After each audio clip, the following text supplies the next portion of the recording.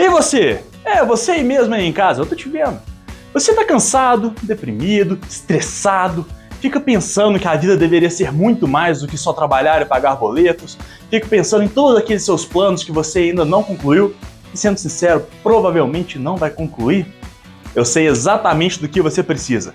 Um problema cabeludo para parar de pensar nessas coisas. E eu tenho justamente o que você precisa. A Roda do Tempo. Você deve estar se perguntando, por que problema? Isso daqui é uma saga de fantasia com 14 volumes, todos gigantescos, cheio de personagem e lugar para você ficar aí decorando o nome. E melhor de tudo, a cereja do bolo, tá incompleta ainda no Brasil.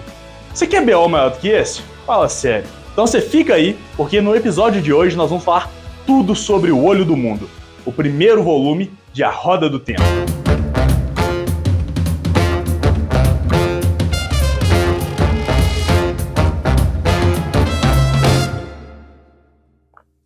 Fala galera, sejam muito bem-vindos para mais um vídeo no canal.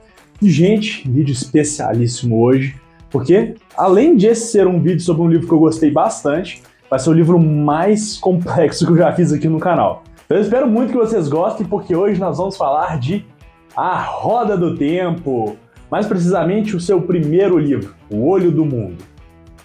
A Roda do Tempo foi escrita pelo autor estadunidense Robert Jordan.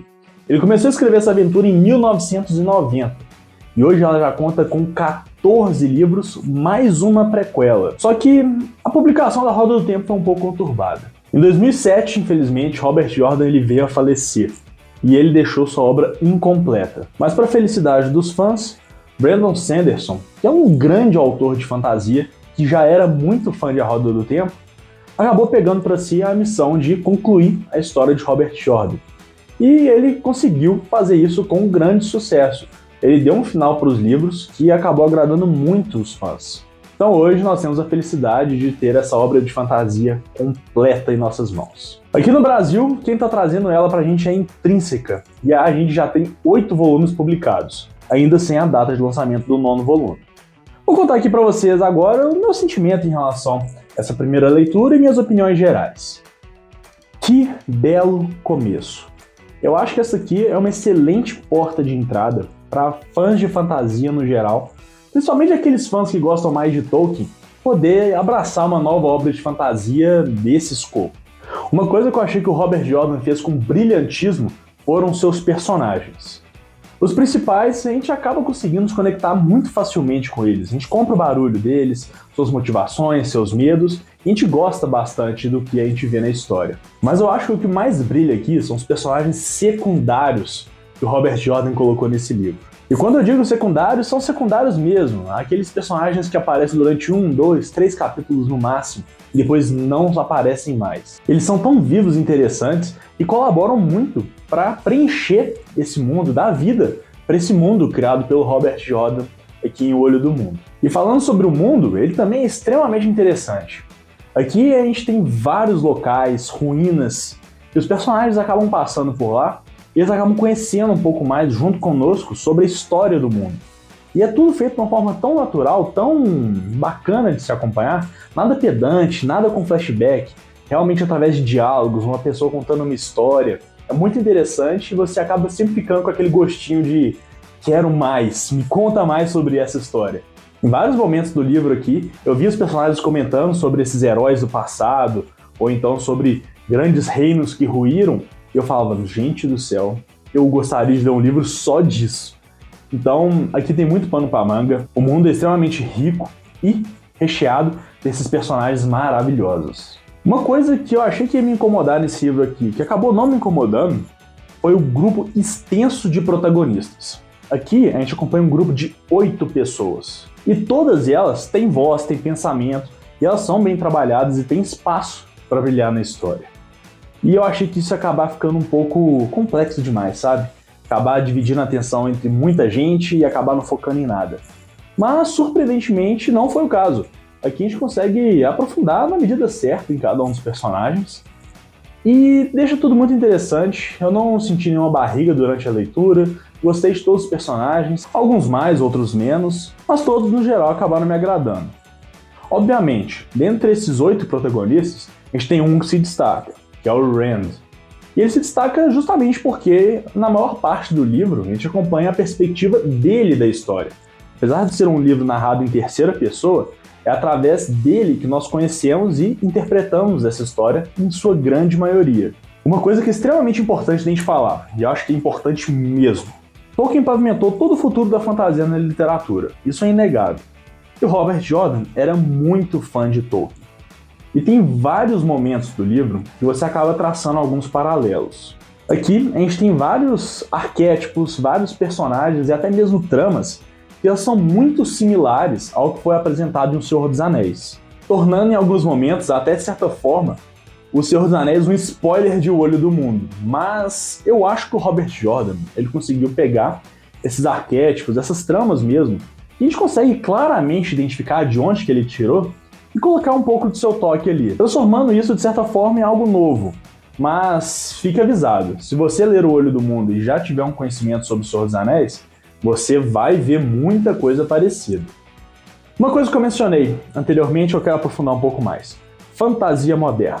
Por que essa aqui é uma história de fantasia moderna e não uma história de fantasia clássica? Primeiro de tudo, quando eu fiz minhas pesquisas, eu encontrei as pessoas se referindo à Roda do Tempo como uma obra de fantasia moderna. Não só uma obra, mas como a principal obra de fantasia moderna. Mas nesse primeiro livro aqui, até pelas grandes similaridades com a obra do Tolkien, tem muita coisa de fantasia clássica, mas já tem um pezinho na fantasia moderna. Então eu acredito que nos próximos volumes a gente vai conseguir aprofundar um pouco mais e o Robert Jordan vai desenvolver mais esse lado moderno da história. Mas você deve estar se perguntando, o que é uma fantasia moderna? A fantasia moderna trabalha alguns aspectos que a fantasia clássica não trabalha, como por exemplo a profundidade de alguns personagens. No sentido que, aqui nós temos personagens mais falhos, personagens que eles fazem o bem não porque é o correto, mas é o porque é o mais conveniente para eles naquela situação. Vários momentos aqui a gente vê os personagens lidando com problemas psicológicos, por exemplo, e são aprofundados de forma muito interessante. Aqui a gente tem vários conceitos que são quebrados da fantasia moderna. Eu vou aprofundar disso um pouco mais pra frente, mas vou exemplificar com a relação do Rand com a Moiraine. Rand é o garoto que tem o seu grande chamado para aventura, assim como o próprio Frodo, como o Bilbo. E aqui, o nosso Gandalf da história se chama Moiraine. Só que a relação dos dois não é muito tradicional quando a gente se pensa em uma história de fantasia.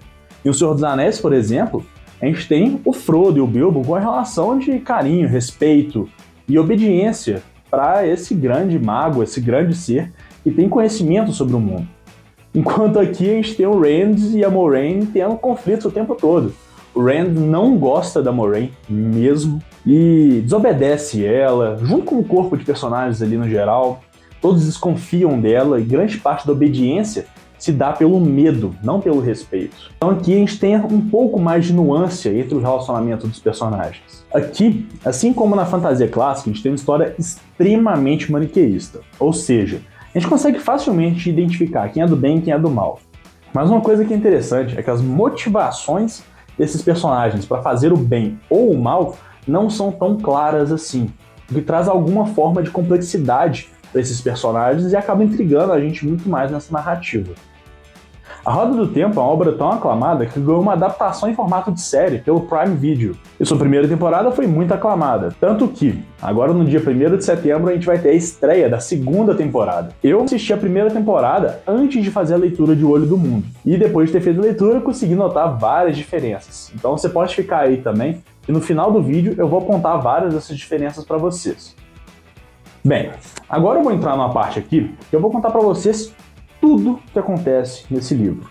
E à medida que eu for contando essa história, eu vou fazendo meus comentários e demonstrando minhas opiniões sobre cada parte dessa história. Porque esse é um livro extremamente difícil de falar sobre ele sem entrar, de certa forma, um pouco mais a fundo. Até pelo volume de personagens e vários conceitos que são apresentados nesse livro daqui. Até mesmo por se tratar de o primeiro livro de uma grande saga de fantasia, tem muita coisa aqui que a gente acaba se perdendo quase como se fosse uma enciclopédia, sabe? Eu começo a falar de alguma coisa, mas penso, não, eu tenho que explicar isso antes. Então, eu vou mostrar aqui para vocês tudo e tecendo os meus comentários. Então esteja avisado, vai ter spoiler. Mas, se você tá um pouco na dúvida ali, tipo, nossa, será que eu vou dar realmente a chance para ler esse troço de 14 volumes, vai que eu não gosto, você pode assistir esse vídeo daqui, que apesar de você, de certa forma, ganhar spoilers do primeiro volume, pode te motivar a ler os outros 13. E se você assistiu a primeira temporada que foi lançada no Prime Video, essa aqui é uma excelente forma de você recapitular toda a história e se preparar para a segunda temporada que vai estrear agora dia 1º de setembro. Então, nessa parte teremos spoiler, estejam avisados. O livro ele começa com um prólogo extremamente confuso, principalmente quem ainda não conhece nada desse mundo de fantasia. Aqui a gente acompanha um cara chamado Lewis Terry, e esse cara tá louco vagando por seu palácio buscando sua família, mas ao longo do capítulo ele descobre que ele está louco e que ele próprio, em sua loucura, assassinou sua família inteira. Então você já fica tipo, eita. Assim que ele desperta e descobre o que fez, ele acaba se isolando e tirando sua própria vida numa grande explosão que causou um evento chamado a Ruptura do Mundo. Logo depois desse capítulo extremamente confuso, a gente se depara com o nosso personagem principal, o Rand. Ele tá indo em direção a um vilarejozinho chamado Campo de Aemond, porque ele e seu pai, Tem, são fazendeiros e estão indo lá levar a sua plantação, que foi extremamente escassa por causa do inverno, que já deveria ter passado, mas está durando muito mais do que deveria. Rand está bem animado para ir para a cidade, principalmente porque ele vai ver Egwene lá. Egwene é como se fosse um crushzinho dele, um interesse romântico que ele tem, mas que não é concretizado, eles não têm um relacionamento por si próprio. Durante esse trajeto, uma coisa estranha acontece. Rand vê um cavaleiro negro na estrada. Apesar de não conseguir ver o rosto do cavaleiro, ele consegue identificar que esse cara está olhando para ele com muito ódio. E uma coisa assusta muito ele, que apesar do vento forte, o manto do cavaleiro não se move. E ele tenta alertar seu pai sobre isso, mas quando ele volta sua atenção para o cavaleiro, ele já não está mais lá. Mas bem, ele tenta ignorar esse fato e eles finalmente chegam em Campo de Aemond. Campo de Aemond é um pequeno vilarejozinho, realmente, tipo, bem pequenininho mesmo, bem isolado, que fica numa região chamada de Os Dois Rios. Lá, o vilarejo inteiro está extremamente animado porque vai ter um grande festival que seria para comemorar ali o fim do inverno e o início da primavera, mas que tá um pouco estranho porque, que nem eu disse, a primavera não chegou direito. Mas está todo mundo muito animado com o festival, que se chama Beltane. Lá a gente conhece os outros protagonistas da história. Primeiramente o Matt, que é um cara que gosta de pregar pegadinhas, ele é como se fosse um arteiro da cidade. A galera não leva ele muito a sério. A gente conhece também o Perrin, é um cara mais fortão, mais sisudo assim, extremamente bondoso, que também é aprendiz do ferreiro da cidade. Lá conhecemos também Egwene, é o grande crushzinho do Rand, e também filha do prefeito, e Nynaeve. Nynaeve, ela é a sabedoria da cidade. A sabedoria é um título dado a uma pessoa que ela é responsável, de certa forma, por alguma posição política dentro da vila, mas ela também é como se fosse a curandeira. Ela tem algum certo tipo de poder de vidência que acaba ajudando ela a influenciar politicamente algumas decisões da cidade. E um traço muito interessante da Nynaeve aqui, que diferente das outras sabedorias, tanto das outras cidades, ou como as antigas sabedorias de Campo de Aemond, ela é nova. Então ela é uma personagem que ela acaba tentando se provar o tempo todo por causa da idade. Então ela é, de certa forma, um pouco grossa às vezes. Ela é uma personagem extremamente interessante. Além do inverno que não passa, esse Beltane está um pouco diferente. Primeiramente porque temos 4 forasteiros na cidade. O primeiro deles é Padaifan, que é como se fosse um mercador que viaja de cidade em cidade vendendo seus itens. E por se tratar de uma cidadezinha tão isolada como o Campo de Aemond, ele também é responsável por trazer várias notícias de fora lá para os habitantes. Além dele, nós temos Tom Merlin, que é um menestrel. Esse menestrel, ele foi contratado para a cidade para poder ir alegrar o festival mesmo. Então ele vai chegar lá para cantar músicas, contar histórias, fazer acrobacias, malabarismos. Realmente é um cara de entretenimento. E os outros dois são Lan e Moraine, que dizem ser estudiosos que estão lá pesquisando um pouco da história da região dos Dois Rios. Bem, todo mundo ali conversa e a gente acaba descobrindo que tanto Matt quanto Perrin também viram o Cavaleiro Negro. E eles acabam levando isso pro Tem, que leva isso para o conselho da cidade. Eles discutem muito lá, mas nada é feito em relação a isso. Então, ao final do dia, Rand e Tem voltam para sua fazenda. Só que nessa volta eles são atacados por Trollocs. Trollocs aqui são como se fossem os orcs do Senhor dos Anéis. Eles são os minions do Senhor Sombrio. Então, diferentemente dos orcs aqui, os Trollocs são criaturas um pouco mais ameaçadoras, no sentido que eles são maiores, mais fortes, e são como se fosse uma mistura de homem com besta.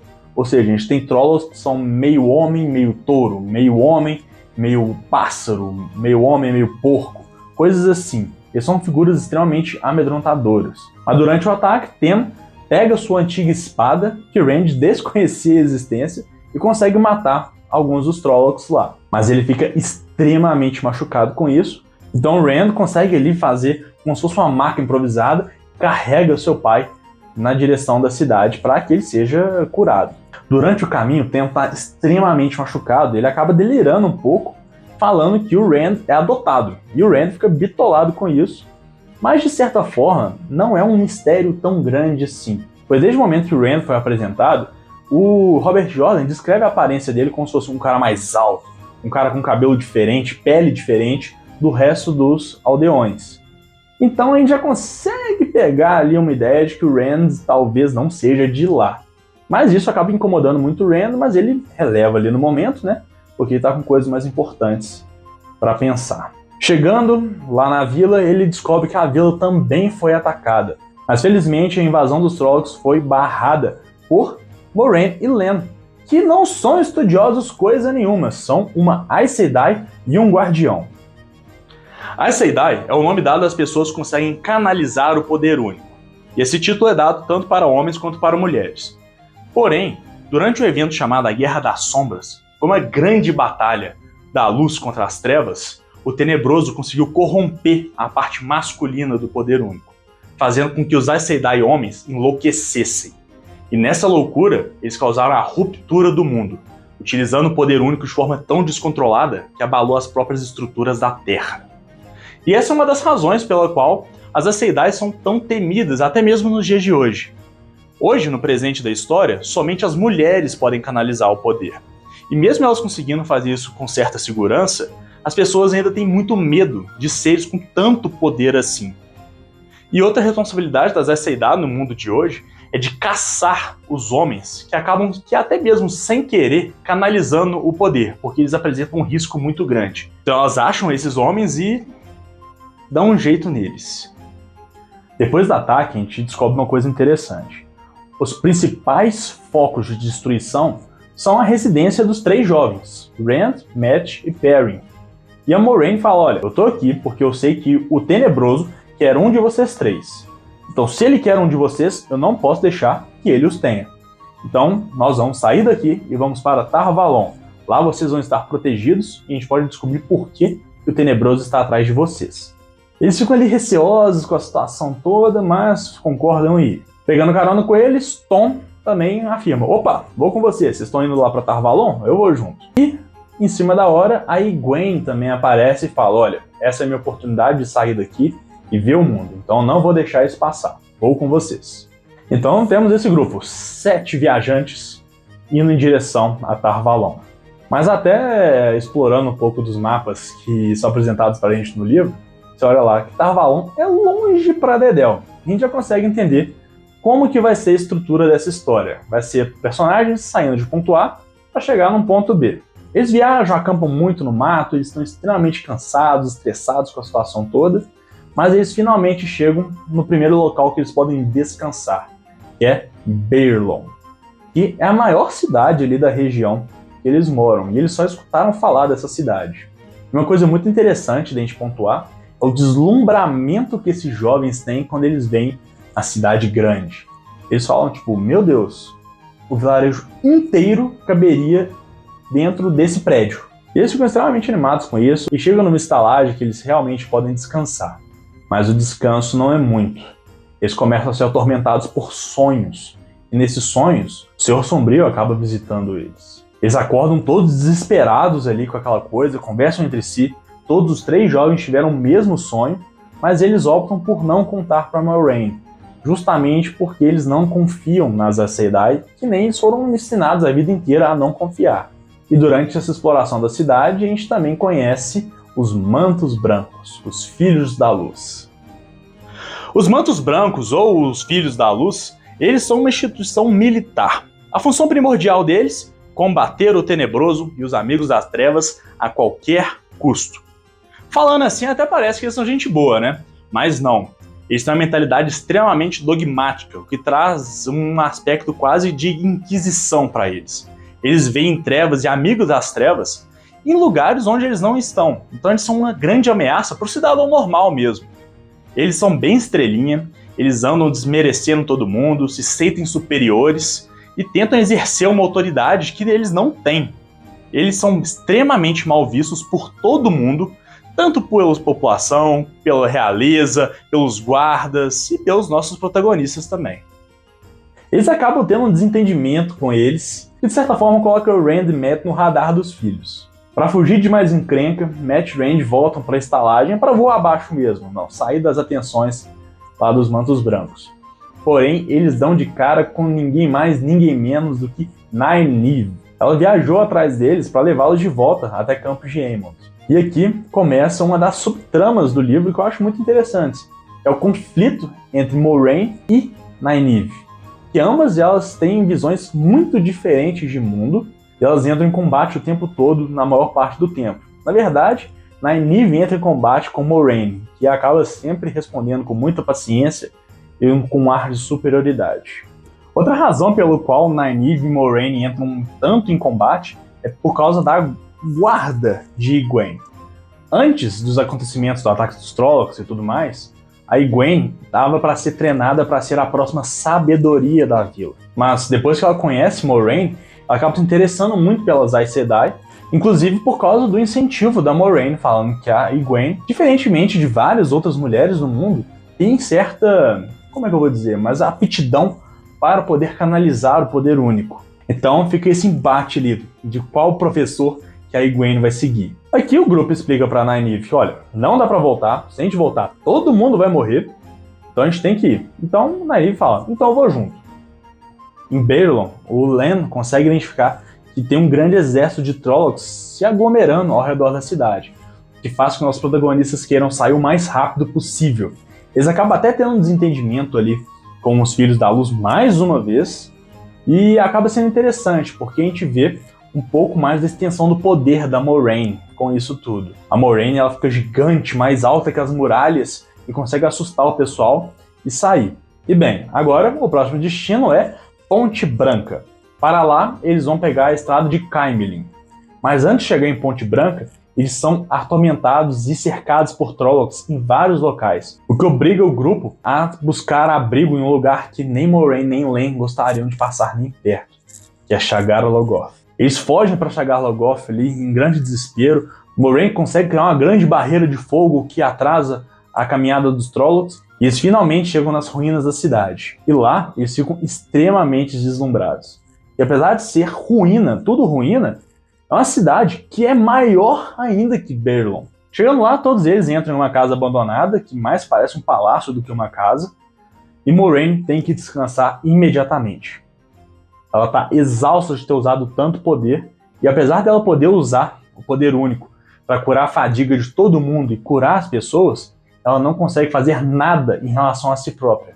Então ela tem que descansar do jeito tradicional. Mas antes de descansar, ela fala, gente, todo mundo presta atenção, tudo nessa cidade aqui está corrompido, não encostem em nada, vou descansar. Só que Mat, Rand e Perrin falam, não. Eles simplesmente saem. Falam assim, vamos explorar e buscar tesouros. Um bando de imbecil que mostra até o tanto que eles são ingênuos mesmo. E saem ali na mocada. Ah, somos espertos. Vamos lá, que com certeza nessas ruínas vai ter tesouro. E eles começam a andar, a explorar um pouco ali, continuam conversando entre si sobre os sonhos que eles continuam tendo, toda noite quase sendo atormentados pelo Senhor Sombrio. E durante essa exploração dos rapazes, eles encontram um outro cara chamado Mordeth. Ele fala que ele é um viajante, assim como os rapazes, que acabou encontrando muito tesouro na cidade. Mais tesouro do que ele consegue carregar. O que ele propõe para os jovens? Olha, vocês me ajudam a levar o máximo que eu conseguir pro meu cavalo, e o resto do tesouro é de vocês. A galera fica ali um pouco, será que sim, será que não? Mas o Mat fica extremamente deslumbrado, vai na frente e os outros vão atrás. E o cara, ele realmente guia os rapazes para uma sala repleta de tesouro. Tipo assim, tesouro do chão até o teto. E os rapazes ficam loucos com isso. Então eles vão lá, tudo mais, eles estão trocando ideia lá com o Mordeth.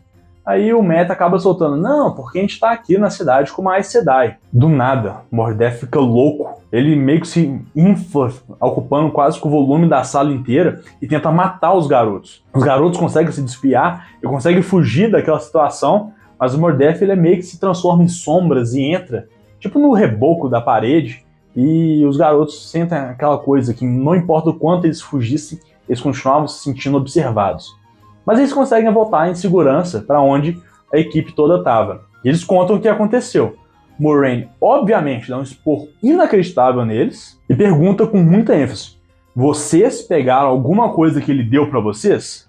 Todo mundo nega ele na hora, mas o Matt é um imbecil. O Matt, ele fala, olha, não falou nada, né? Ele pensou, eu não peguei nada que o Mordeth me deu, mas eu roubei alguma coisa de lá. Então, tecnicamente, eu tô de boa. Ele roubou uma adaga, com um rubi incrustado na adaga. Ele guarda ela em segredo. Mas bem, aí a Moiraine conta pra gente mais sobre o que foi Shagar Logoth. E é muito interessante. Gente do céu, que rolê interessante. Aqui a gente descobre que Shagar Logoth já teve um nome anteriormente. E foi um reino extremamente rico e próspero. Só que um dia chegou um viajante chamado Mordeth. E esse cara, ele de viajante, conseguiu assumir até um posto de poder realmente dentro da cidade como conselheiro do rei. E nesses conselhos todos errados da cabeça, ele acabou trazendo um grande mal antigo para dentro de Shagar Logoth, chamado Mashadar, que é como se fosse uma sombra que consome tudo. E foi essa sombra que consumiu toda a cidade, todos os seus habitantes. Só que a ruína da cidade e tudo que aconteceu acabou deixando Mordeth aprisionado nas ruínas. E a única forma dele se libertar seria ele dar um item para alguma pessoa e essa pessoa sair da cidade com este item. E assim Mordeth conseguiria possuir essa pessoa e levar o mal e espalhar o mal de Shagar Logoth para o resto do mundo. Então a gente fica, eita! Uma história extremamente interessante, gostaria de saber mais, espero que nos próximos livros a gente acompanha um pouco mais dessa história, de como é que tudo se deu. Mas aí a Moiraine fala, olha, apesar de tudo, vocês não pegaram nada, tá tudo bem, coloquei uma barreira de proteção aqui, estamos seguros até o amanhecer, porque o poder de Mashadar só funciona à noite. De dia, vamos estar seguros. Só que no meio da madrugada, o pessoal descobre que os Trollocs estão invadindo a cidade. Tem algo forçando eles a entrar lá.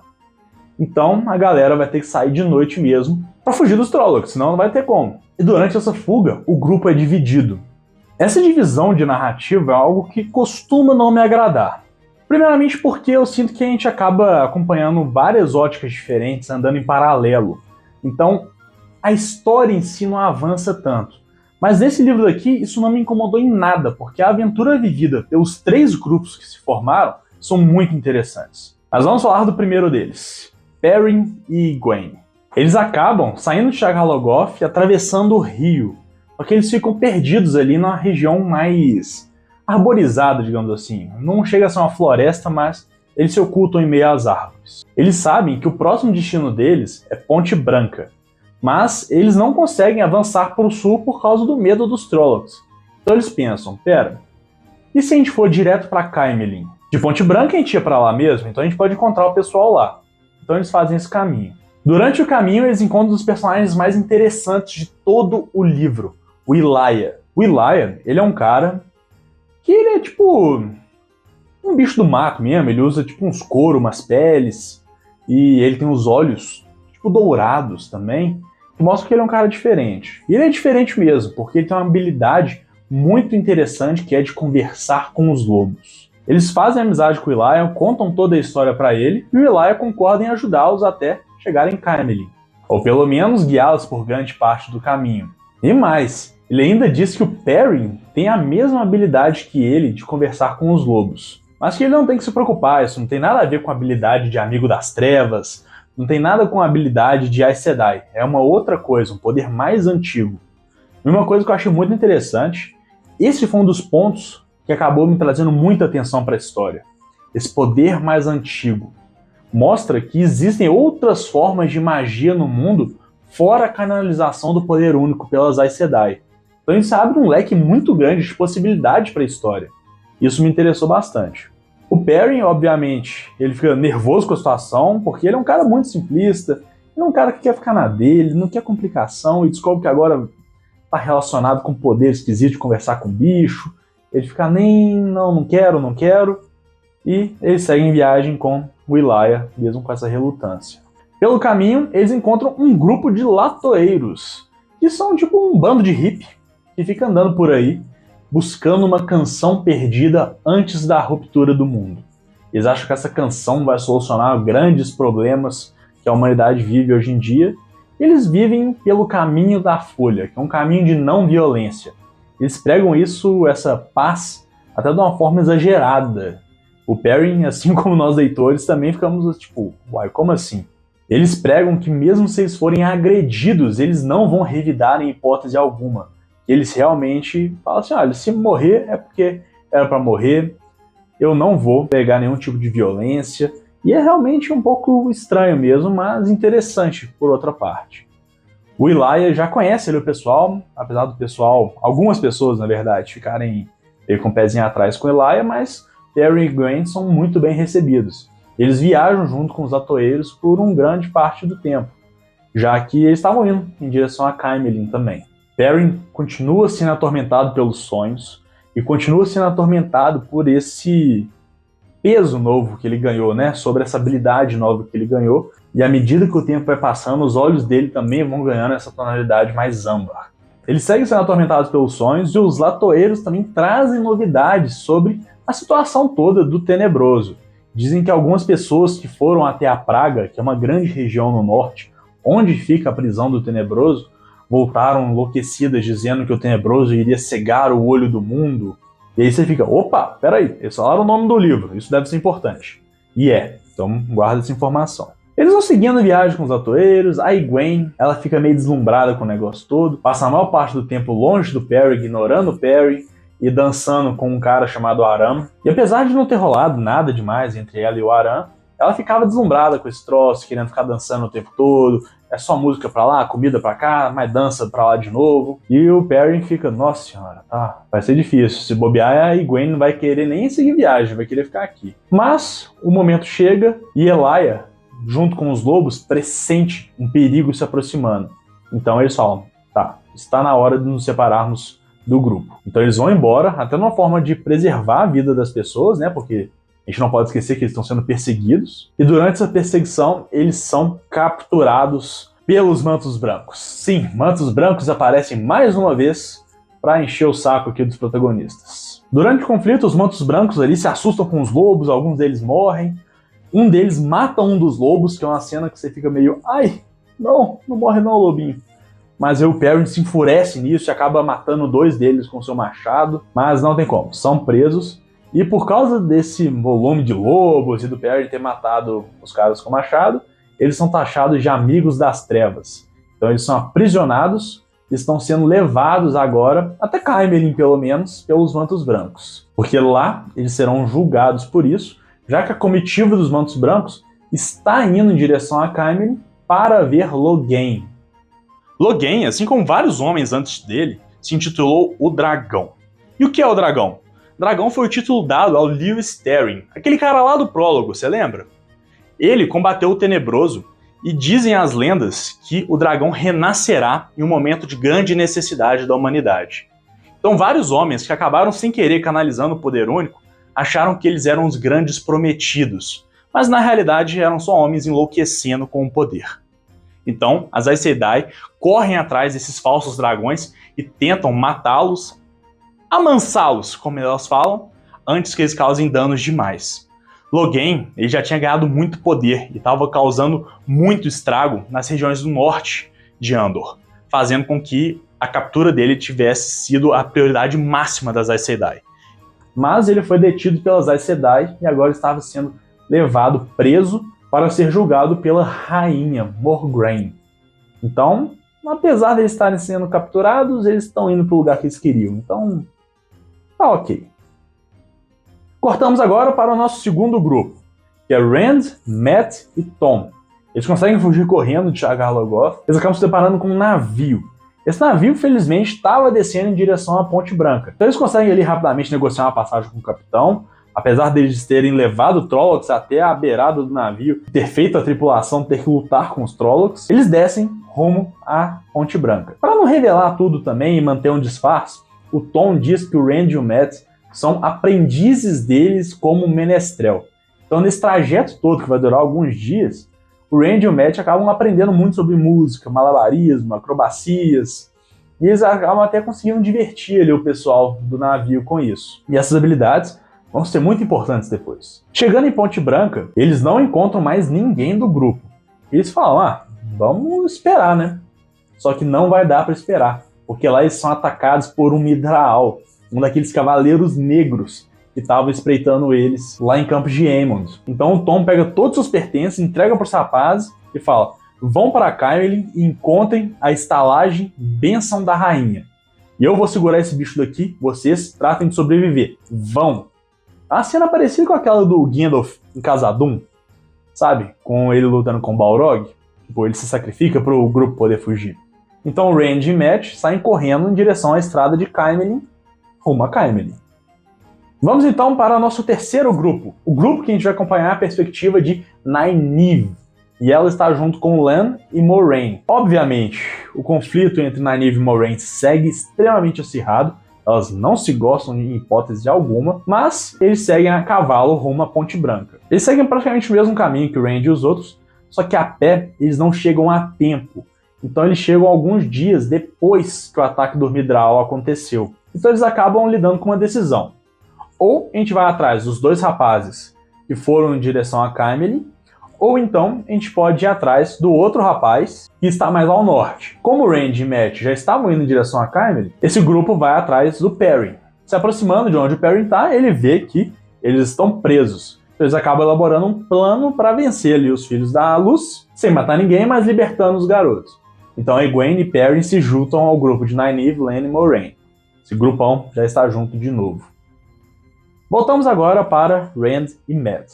Mat está ficando esquisitíssimo, muito esquisito, ele está ficando introspectivo, ele está ficando nervoso o tempo todo, está ficando meio paranoico. Só que eles acabam tendo um trajeto muito interessante, o que na minha opinião é a melhor parte do livro. Foi o que eu mais me diverti, foi o que eu mais gostei. Eles vão avançando entre vários vilarejos que ficam ao longo da estrada de Caemlyn. Eles conseguem hospedagem nas fazendas, conseguem hospedagem nas hospedarias na cidade, utilizando o que eles aprenderam com o Tom. Mas nem tudo são mil maravilhas. Durante o trajeto eles têm que passar vários dias andando exaustivamente, acampando no relento, acampando na chuva. E também eles estão sendo perseguidos por vários Amigos das Trevas. Não sei se eu falei antes, mas os Amigos das Trevas são humanos mesmos que são aliados ao Tenebroso. Eles não são nenhuma criatura como um Myrddraal ou um Trolloc, mas eles servem ao Tenebroso. Eles também estão ao encalço dos garotos. Então eles vão avançando com muita dificuldade nessa estrada, tentando lidar com esses Amigos das Trevas, e eles por várias vezes, por pouco, conseguem escapar, até que eles chegam num ponto que eles veem a estrada extremamente lotada, e eles estranham bastante isso. Eles olham, o que está acontecendo aqui? Eles descobrem que está tendo quase que uma peregrinação em direção a Caemlyn para assistir o Logain, que é o falso dragão que foi capturado, né, que nem eu disse, ser julgado pela rainha. Então tem muita gente de todo o reino indo lá ver isso. Chegando em Caemlyn, eles ficam mais deslumbrados ainda, porque é uma cidade ainda maior do que Chaggar-Logoth, que já era maior que Baerlon, que já era infinitamente maior que Campos de Aemond. Então essas cidades estão só aumentando de tamanho e os garotos estão ficando deslumbrados com isso. Mat já está paranoico. Ele vê esse tanto de gente e fala assim, caramba, isso pode ser tudo Amigo das Trevas, a gente tá ferrado, a gente tem que se esconder e tudo mais, mas Rand consegue segurar a onda.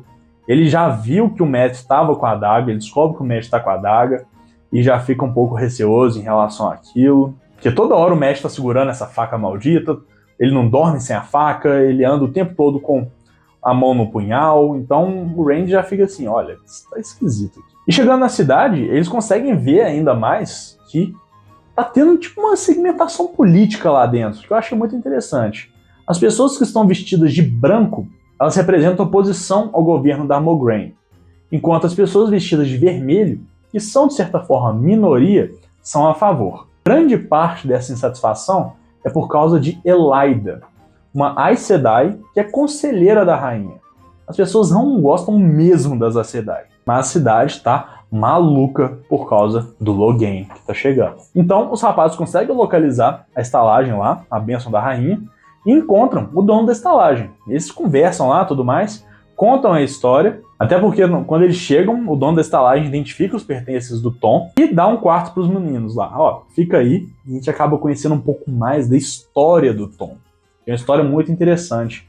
É uma história que parece que já foi um menestrel oficial da realeza lá de Caemlyn, que ele teve um sobrinho que teve problema com as Aes Sedai, e por esse motivo o Tom estava tão empenhado em ajudar os garotos. Não queria que mais garotos inocentes caíssem nas mãos das Aes Sedai. Assim que os garotos chegam no quarto, o Mat se joga lá e não sai mais. Fica lá quase como se fosse um próprio casulo dele abraçado com a maldita faca, mas o Randy ele acaba saindo na cidade, conhecendo pessoas, explorando um pouco. A primeira pessoa que ele conhece é o Loial.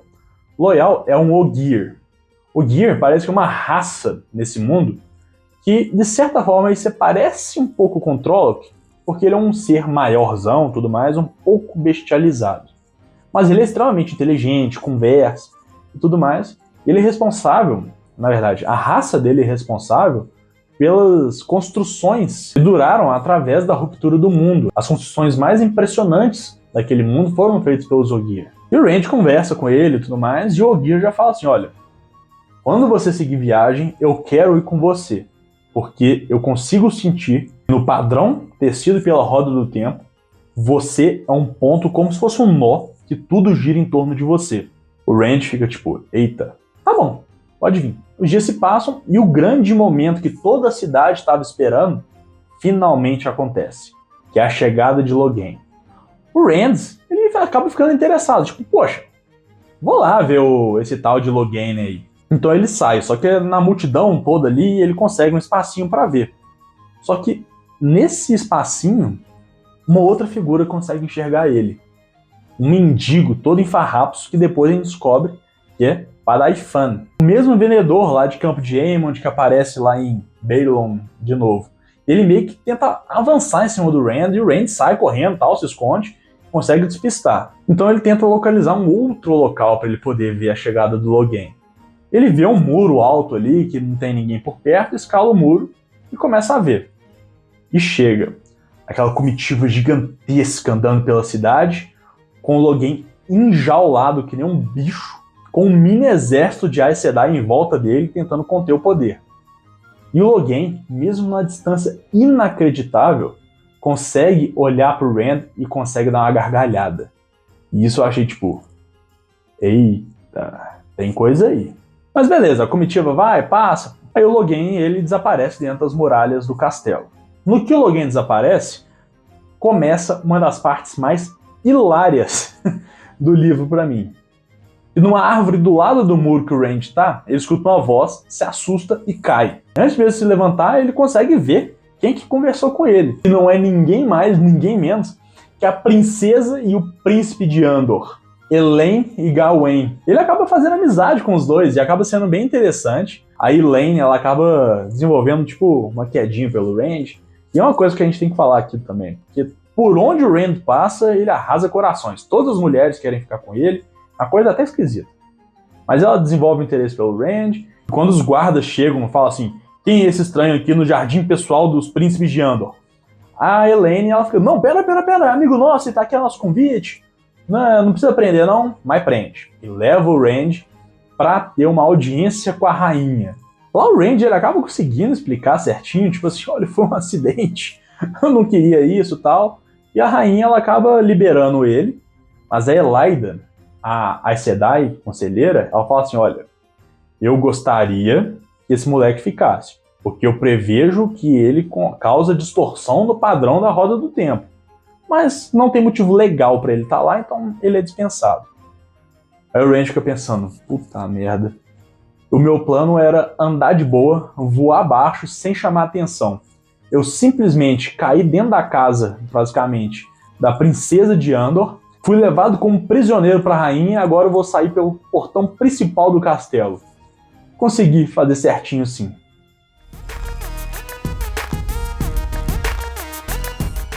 Então ele volta todo nervoso lá para a estalagem e tudo mais.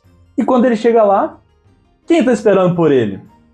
Moiraine e seus amigos. Tá todo mundo lá, todo mundo feliz. Tem aquele reencontro bacana. Você fica assim, graças a Deus, vai voltar uma narrativa única. Apesar de estar muito divertido acompanhar as aventuras separadas. Mas nem tudo é felicidade, porque o Rand conta pra Moiraine sobre o Mat. A Moiraine vê que o Mat tá com a faca e faz tipo um voodoo nele lá. E o Mat, de certa forma, ele é curado. Ele não é curado 100% porque a Moiraine não conseguiu separá-lo da faca. Fala que se ela fizesse isso, o Mat poderia até morrer. Ela consegue suprimir os efeitos que a faca causa no Mat momentaneamente. Mas ela fala, olha, para resolver esse BO aqui é só em Tar-Valon. Eu vou precisar de mais gente para me ajudar nisso daqui. Eles conversam muito e tudo mais, e todos eles acabam compartilhando o que eles aprenderam nesse tempo separado. Dos sonhos dos garotos, eles escutaram um tenebroso falando sobre o olho do mundo. Perry e Gwen escutaram dos latoeiros falando que o tenebroso estava armando alguma coisa, queria cegar o olho do mundo. E Loial, que agora faz parte do grupo, falou, olha só, eu também escutei história de gente saindo lá da praga falando que tá rolando coisa estranha no olho do mundo. Então a Moiraine já fala assim, galera, mudança de planos, vamos para o olho do mundo. E começamos aqui o arco final da história. Bem, agora o plano deles não é mais ir para Tar-Valon, é ir para o olho do mundo, que é mais longe ainda. Eles mal sobreviveram à viagem até Caemlyn, então eles estão se perguntando, como é que a gente vai fazer isso? E Moiraine propõe uma solução que assusta um pouco, principalmente Loial. Ela sugere que eles tomem os caminhos. Os caminhos são uma espécie de buraco de minhoca desse mundo. Os caminhos foram criados pelos Aes Sedai homens como presente aos Ogier, mas depois da ruptura do mundo e da corrupção do lado masculino do poder único, os caminhos se tornaram algo um pouco perigoso. Mas é a melhor solução que eles têm. Então eles se dirigem a um desses portais que está presente em Caemlyn. Eu vou ser sincero aqui, os caminhos são basicamente a versão de Khazad-dûm desse mundo. Extremamente perigoso, tem um mal antigo lá dentro e eles são seguidos por uma criatura parecida com um Gollum, que nesse caso é Pailaifen. Eles entram nos caminhos e passam uns 2 dias lá. E os caminhos são um lugar muito estranho, é como se fosse um mundo meio quadridimensional, porque eles vão atravessando pontes e chegando em ilhas, só que essas ilhas elas são meio suspensas, você não consegue ver o chão de onde é que está acontecendo. Você acaba subindo numa ponte, vai fazendo ali aquele caminho e você tem a impressão que você está numa ilha em cima da outra ilha. É um lugar onde realmente a razão não tem muito lugar, realmente é um lugar mágico. E lá dentro tem uma criatura antiga que está perseguindo o pessoal. Mas felizmente eles conseguem atravessar os caminhos em segurança e descobrem uma coisa muito interessante. Grande parte do mistério do livro era como que os Trollocs estão se deslocando tão rapidamente e alcançando tantos lugares sem chamar atenção. E a resposta foi dada. Os Trollocs estavam usando os caminhos. Então a Moiraine ela até se prontifica a tentar levar essa questão para Tar-Valon no futuro para que eles possam evitar que isso aconteça. Mas bem, eles saem dos caminhos e chegam a Fal Dara, uma outra cidade, uma cidade que ela funciona quase como se fosse uma fortaleza. Ela é a cidade imediatamente mais próxima da Praga, onde está concentrado quase todo o mal do mundo ali. A nossa Mordor. Mas então quer dizer o quê? Que Fal Dara e a Praga acabam travando guerras constantes. Só que está acontecendo uma coisa chata. A Praga está vencendo. Ou seja, os exércitos de Fal Dara não estão sendo suficientes para barrar tudo aquilo. E eles acreditam que a próxima investida da Praga pode ser a última. Tanto que eles estão até evacuando a cidade com crianças, mulheres e quem não pode lutar para que eles se salvem, caso eles falhem durante a defesa da cidade. Moiraine chega e explica a situação toda e fala que estão indo para o olho do mundo. Eles falam, bom, beleza, não adianta nada se a gente vencer se vocês perderem lá, então boa sorte. mas eles ficam muito impressionados com um cara específico, que é o Lan. E aqui a gente descobre que ele é herdeiro de um reino destruído. Um reino que foi engolido pela praga, que não existe mais, que são as 7 torres. E apesar do Lan não ter realmente chegado a conhecer os pais dele, e reinado nem nada, ele foi levado bebê para outro reino para ser protegido, porque acabou tendo uma guerra civil dentro das 7 torres que levaram à destruição do reino. Mas o Lan é um cara que não quer esse BO, não quer essa obrigação, ele é um guardião, a responsabilidade dele é para a Moiraine e para mais nada. Ele não quer levantar novamente o estandarte de sua família e unificar o resto do seu povo para lutar contra os exércitos da praga. Mas a gente acaba sabendo que ele pode fazer isso. Mas bem, personagens vão em direção à praga. A praga é tipo uma floresta densa, venenosa, cheia de planta esquisita, com ácido e coisas assim. E eles são atacados várias vezes lá por Trollocs e eles acabam parando para acampar. E durante esse acampamento acontecem algumas coisas interessantes e verbalizam algumas coisas. O primeiro disso é a culminação do interesse romântico que o Lan e a Nynaeve desenvolvem um pelo outro. Inclusive eu achei muito bonito a forma que ele colocou esse interesse romântico nas páginas. Foi aquela coisa que eu tava lendo, tipo, pô, vou anotar essa para usar depois. Que era a forma como o Lan se declara para Nynaeve, mas ele se declara de uma maneira triste. Ele se declara falando que eles nunca vão poder ficar juntos. Ele é um homem que só tem uma espada e que ele luta uma guerra que ele sabe que ele não pode vencer. E que nenhuma mulher, muito menos Nynaeve, merece a certeza do véu da viúva. E eu achei bonito essa parte. E ele segue complementando ainda, falando... Como é que ele fala mesmo? Eu vou odiar o homem que você escolher para estar ao seu lado, porque não serei eu. Mas vou amá-lo se ele te fizer feliz. E eu acho que mostra muito também sobre o dever que o Lan tem como guardião. E o que ele pressente para o futuro dele, né? Uma guerra que ele sabe que não pode vencer. É triste. A gente acaba nessa nota baixa aí, de que o casal não pode ficar junto. Mas que a gente sabe, né? Deve ter alguma coisinha nos próximos livros. E a gente também descobre que dentro da praga está o Olho do Mundo. Mas o Olho do Mundo é um lugar tipo meio mágico, meio mítico. Ele muda e ele aparece de acordo com a necessidade de quem o procura. A Moiraine fala, olha, nossa necessidade é a maior possível porque a gente quer salvar o mundo. Então eles estão correndo atrás de uma criatura chamada o Homem Verde, que é o guardião do Olho do Mundo. E aqui a gente dá a entender que a Moiraine já foi de encontro ao Olho do Mundo uma vez anteriormente, só que acaba não aprofundando nisso, nesse livro. Eu acho que vai aprofundar nos próximos. Mas felizmente, tirando os ataques ali e a vegetação extremamente hostil, eles conseguem alcançar o Olho do Mundo. Eles encontram um Homem Verde, que é como se fosse uma árvore gigante. E eles descobrem que o olho é como se fosse um grande poço cheio de saidin, que é o lado masculino do poder único. Só que esse lado masculino, ele não está corrompido, ele está puro. Só que enquanto eles estão fazendo essas descobertas, conversando ali com o Homem Verde, eles são atacados por 2 generais do Tenebroso. Esses generais do Tenebroso são Aes Sedai, homens que se aliaram a ele antes da Guerra das Sombras, que foi a guerra que aprisionou o Tenebroso ali dentro da praga. O Homem Verde ele consegue facilmente eliminar um deles, só que ele acaba morrendo pro segundo. Moiraine, no desespero ali, manda todo mundo fugir e vai pra cima do segundo cara, só que ela é derrotada, e o cara vai atrás de Rand. Rand tá aqui naquele desespero, tipo, eu vou morrer, fudeu. Só que na hora que ele é confrontado por esse outro cara, ele consegue ver tipo um fio dourado, é uma parte um pouco confusa, eu tenho que admitir. Tive que ler várias vezes pra entender, e eu não sei se eu entendi tão certinho assim. Ele vê um fio dourado voando, ele vai encosta no fio, ele meio que consegue começar a canalizar o poder único. Então ele consegue usar isso para derrotar o inimigo, e por algum motivo, ele é teleportado para o campo de batalha da praga com Faldara e consegue dizimar um exército de Trollocs. Enquanto isso, meio que dentro da cabeça dele, ele tem tipo um embate com o Tenebroso também, não se rendendo à vontade do Tenebroso, e cortando um fio negro que estava ligado ao Tenebroso, de certa forma, vencendo ele. Só que foi aquela vitória que você não entende se você ganhou mesmo, o que pegou. Randy, depois de ter derrotado o cara lá, ele volta pra Moraine e ele fala, ó, pegou isso, eu canalizei o poder único, o Randy tá apavorado. E com razão até, porque tudo que ele escutou é que se o homem canaliza o poder único, ele fica doido e mata todo mundo que ele gosta.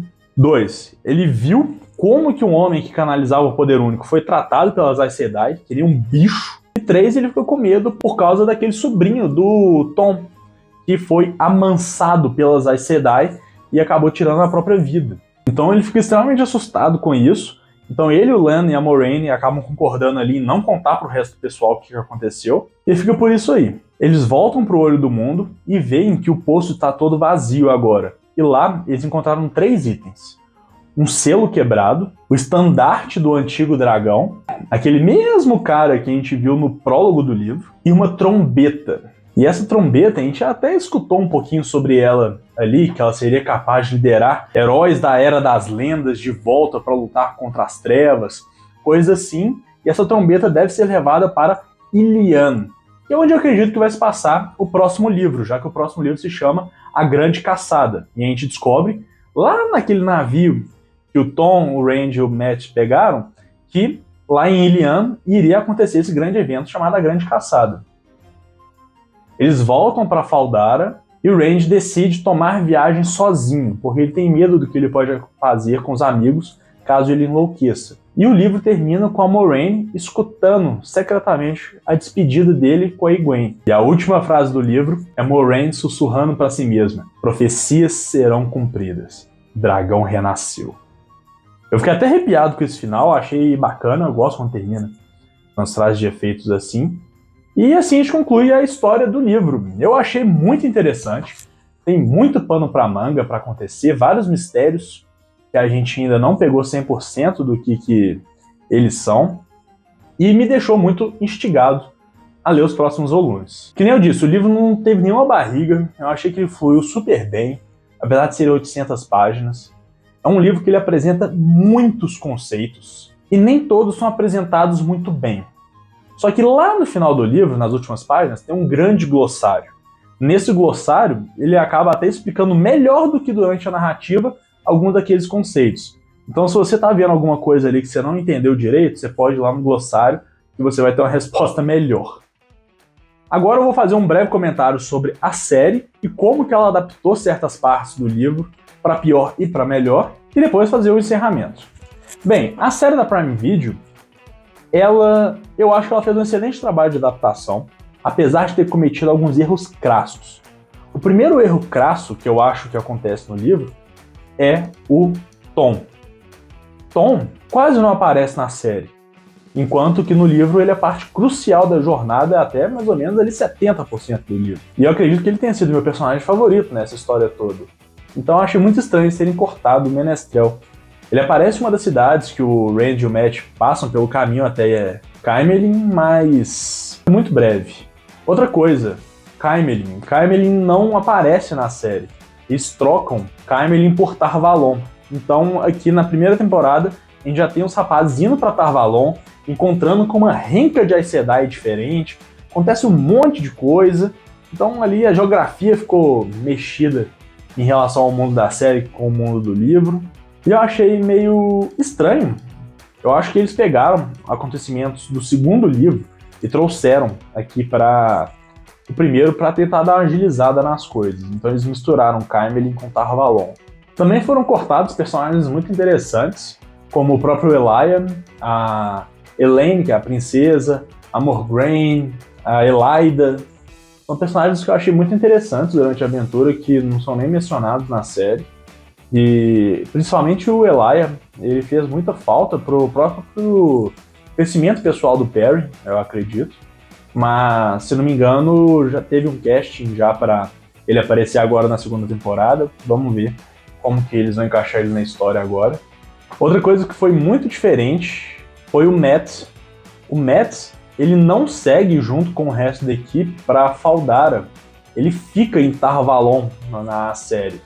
Então o grupo se separa dessa forma que o Matt ele acaba lidando sozinho. A gente não sabe qual o destino que ele vai ter, mas a gente sabe que ele ficou em Tar Valon. E falando de gente ficando para trás, na série somente o Randy e a Moiraine vão para a Praga e para o Olho do Mundo. Eles não levam a equipe toda, que nem no livro aconteceu. Eu achei estranho, apesar de que o resto da equipe, tirando o Randy lá na Praga, não fez diferença absolutamente nenhuma no livro. Então foi aquela coisa meio indiferente aqui, sabe? Mas eu achei estranho eles optarem por não levar o pessoal todo, né? E a série colocou mais cenas de ação, né? Eles colocam a Nynaeve e a Egwene participando da batalha contra os Trollocs em Fal Dara, e tem vários outros encontros com Trollocs durante o caminho da série. E que ajuda realmente a dar um dinamismo, né? Mais cenas de ação, torna a série um pouco mais interessante no quesito audiovisual. Mas apesar dessas mudanças todas, eu ainda acho que a série fez um excelente trabalho em me instigar a conhecer mais essa obra, e eu acredito que ela seja uma boa série. Eu tô bem animado agora para a segunda temporada, vou assistir assim que lançar, no dia 1º de setembro, e eu quero saber de vocês. Vocês vão assistir a segunda temporada de Roda do Tempo? Eu quero muito saber, gente. Se você chegou até aqui, pelo amor de Deus, comenta aqui embaixo o que você achou do vídeo.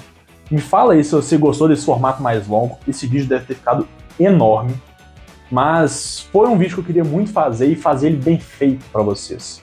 Quem sabe, se vocês gostarem, eu acabo fazendo um vídeo desse para todos os livros da série, todos os 14. Mas basta vocês quererem. Gente, se vocês quiserem comprar O Olho do Mundo ou qualquer outro livro da série Roda do Tempo, vou deixar o link aqui embaixo da Amazon para vocês poderem conferir. Eles estão sempre entrando em promoção ali em Prime Day, Semana do Consumidor, então vale a pena porque são livros um pouco mais caros, mas que se você pegar a janela certa você consegue comprá-los com bom desconto. Se chegou até aqui, não é possível que você não tenha gostado desse vídeo, então senta o dedo no like.